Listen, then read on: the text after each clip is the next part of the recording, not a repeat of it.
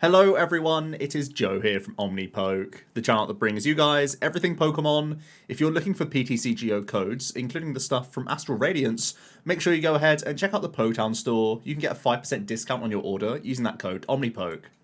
For today's video, we're going to be talking about the rotation announcement that happened today on the Pokemon website. We finally know what our Worlds format is going to be, which is huge, and we now know that the rotation is getting pushed back until 2023, which means we're playing with our D-block cards that little bit more. I literally just started separating my playables yesterday, so wasted a couple hours, but overall very happy that we can start testing for Worlds. You know, as soon as NAIC is wrapped up, we can just get going.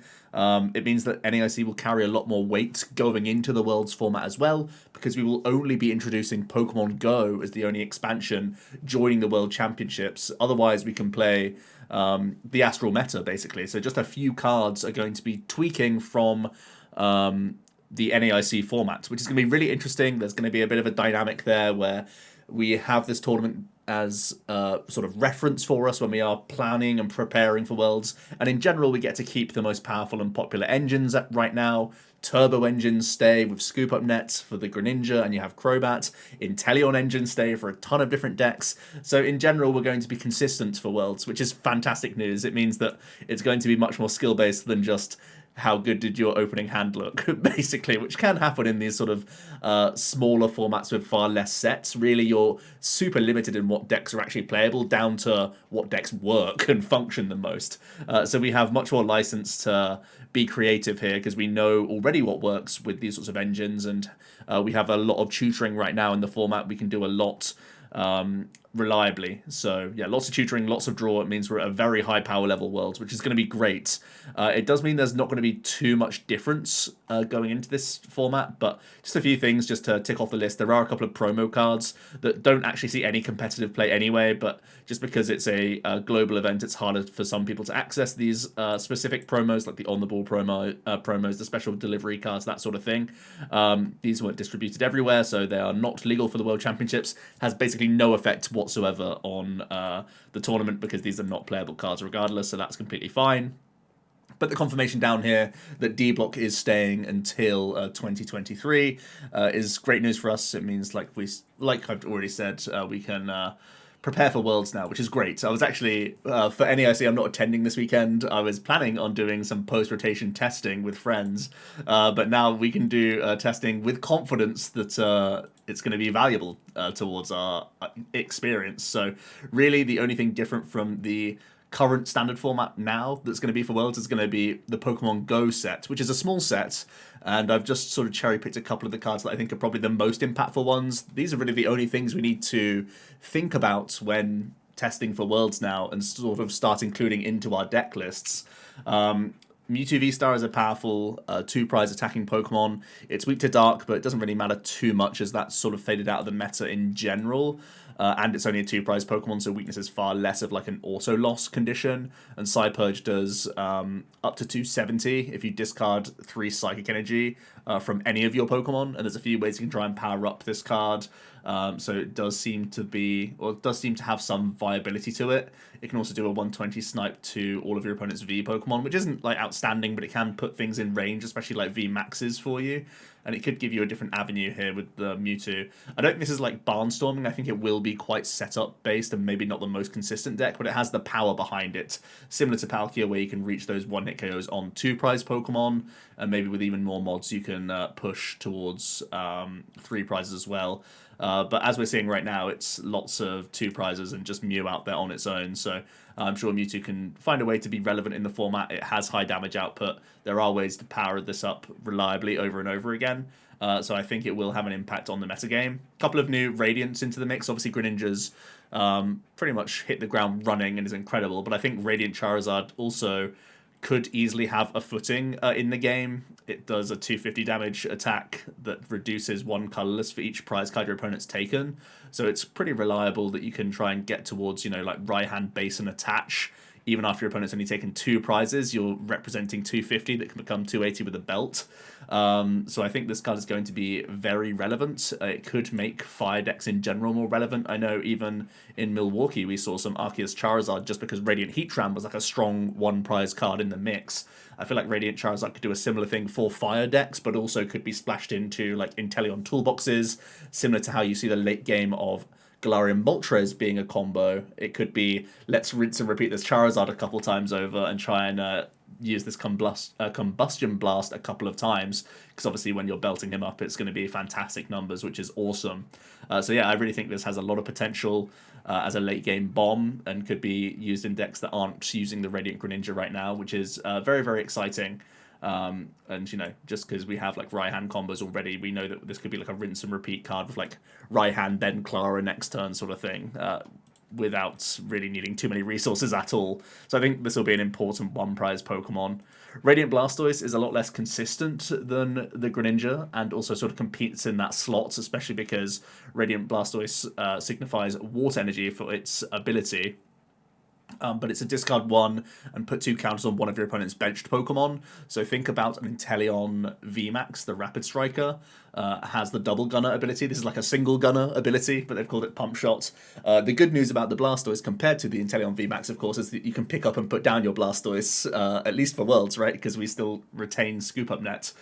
So you can try and do a ton of pump shots, and you know, we've seen quad bucket builds already of Palkia, and that could be something that the Radiant Blastoise is going for, which lets you just completely pump down like 1 prizes like Sobbles and whatnot, and that could be really spicy. So maybe some even more aggressive builds of Palkia that don't have the same sort of draw. I still think Greninja's better, by the way, but there could be some combo orientated Blastoise decks in here as well, that just try and really capitalize early on pump shotting down 1 prizes like Muse and like Sobbles, which are dominating the game currently.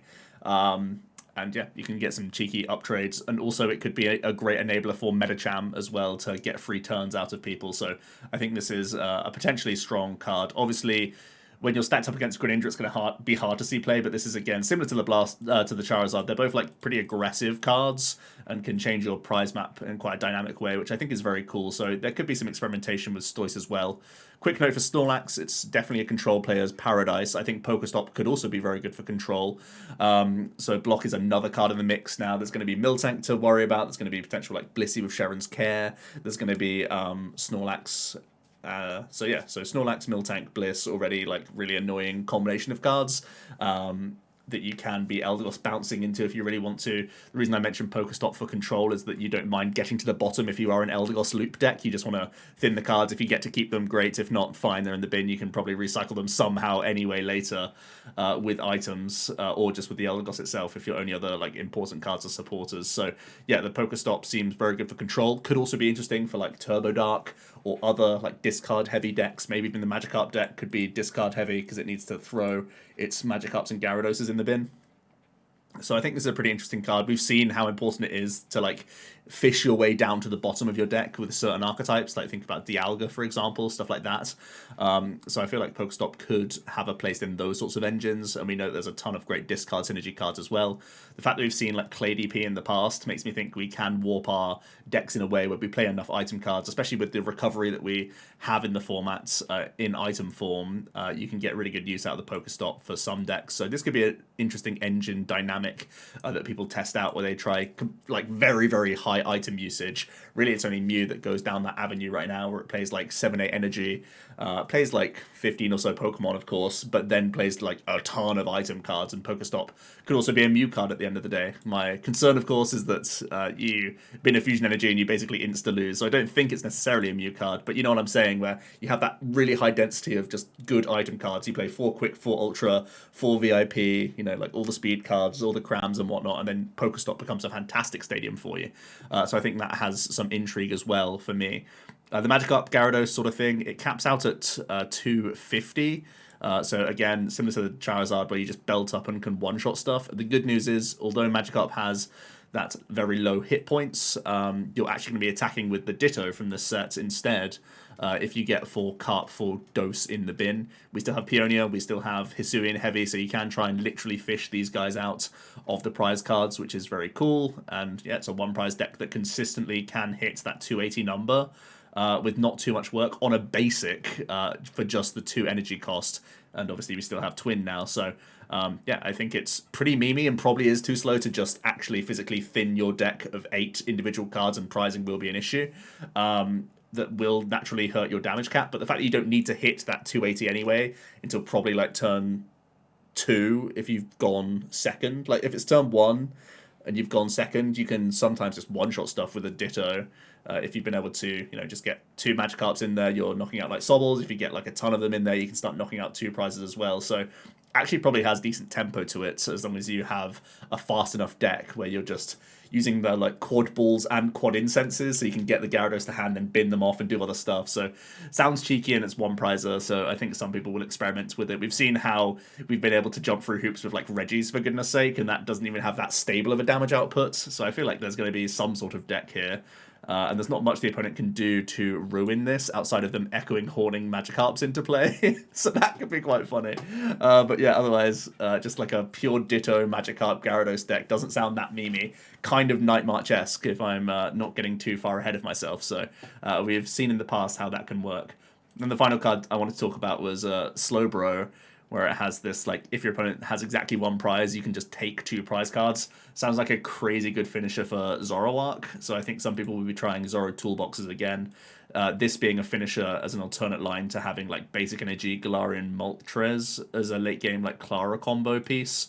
You now have this instead. So there will be some impact to Pokemon Go for certain, but what I really am relieved about is that everyone's going to be drawing good, everyone's going to be in a familiar place, people can bring decks that got them to Worlds and then play them at Worlds, if that makes sense. Like if people are getting points to get their invite with some of the decks of the last couple of months and whatever, they can have a very similar shell, which I think is always a good thing. People feel much more comfortable only making a few tweaks to the new format, these new cards that they have to adapt to, and a couple matchups here and there that change, rather than like a complete wave of, by the way, you've just lost 800 cards here and you gained 200 over here. It's a real like cesspit where you only have a couple of weeks to figure everything out, and if you get 1 card wrong, your entire world is ruined. I know that from personal experience when I've tried to make metagame calls or like rogue decks and whatnot.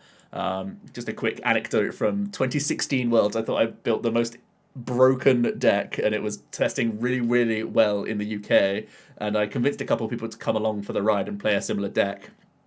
The one thing the UK contingent back then didn't do was rate Talonflame from Steam Siege, the new set that had just come out and was legal for Worlds, and it turns out it made Greninja really good. It basically flipped a matchup, which was really important. Having Talonflame in Greninja meant that it had a strong matchup into Aquabox, whereas previously Aquabox bullied out Greninja in the national tournaments that were going on pre-Worlds. So it only takes 1 card to be misevaluated for your entire Worlds run to go awry, because I ended up losing to 2 Greninjas in day 1 that led Talonflame, and that was really bad for me. I wasn't playing Aquabox, but people were playing Greninja because they had like fixed a matchup that was popular, if that makes sense. And just the fact that they had a Talonflame also ruined my game plan, because my game plan into Greninja often involved taking like early aggressive prizes on their lower hit points, Froakies and Frogadiers, to maintain tempo against them, whereas something that just isn't the case if they're using a high hit point Talonflame and stuff. But random tangent, but you know what I'm saying, it's going to be much easier and much less stressful to prepare for this sort of Worlds, because there's only this handful of cards on the screen that really change the metagame all that much, in my opinion. There may be a couple other gems from Pokemon Go that I'm sort of misremembering. This is hashed together pretty quickly.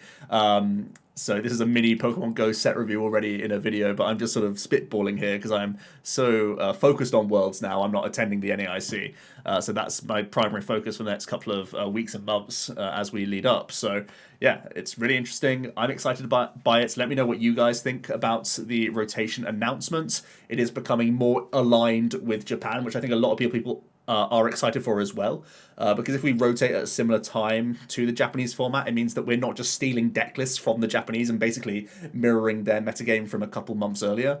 It would be really cool if we have a side-by-side metagame. I think it makes it fairer for Worlds as well in some instances, although we only like align at that time of the year. It could even mean that there's going to be more Japanese players attending international tournaments. You know, even though they can't get CP, it's still one of the biggest and best tournaments to attend, and there's still great prizing to be had. So if we're mirroring the same format as Japan, that would be epic to see in the first place. And also it means that our own creativity and their own creativity is sort of blending together at the same time, and it's not just us copy-pastering what they came up with a couple months ago. So let me know your thoughts down below. I think it's super interesting, and I'm personally happy that there is no rotation, because the decks that I was starting to build post-rotation, if it was going to be that format that was Battle Styles up to Pokemon Go, it felt like there weren't many decks that could actually draw well and do stuff. So I'm really happy that we get to keep this wider block of cards for a little bit longer. I think overall it's going to be a better Worlds experience. But I'll hear your thoughts down below. Thanks so much for watching,